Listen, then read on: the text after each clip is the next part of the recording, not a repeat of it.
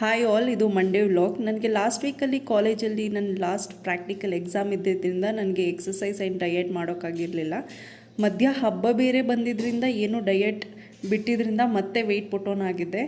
ಆಮ PCOS ಅಂದರೆ ನನಗೆ polycystic ovarian syndrome ಇದೆ.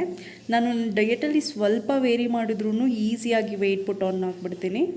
ಸೊ ಯೂಶ್ವಲಿ ನಾನು ಡಯಟ್ನ ಮೇಂಟೈನ್ ಮಾಡ್ತೀನಿ. ನಾಟ್ ಜಸ್ಟ್ ಅ ಡಯಟ್, ನಂದು ಓಲ್ ಡೇ ಪ್ಯಾಟರ್ನೇ ನಾನು ಮೇಂಟೈನ್ ಮಾಡಬೇಕು. ಸ್ಲೀಪ್ ಸೈಕಲ್ ಆಗಿರ್ಬೋದು, ವಾಟರ್ ಇಂಟೇಕ್ ಆಗಿರ್ಬೋದು, ಎಲ್ಲನೂ ನಾನು ಮೇಂಟೈನ್ ಮಾಡಬೇಕು.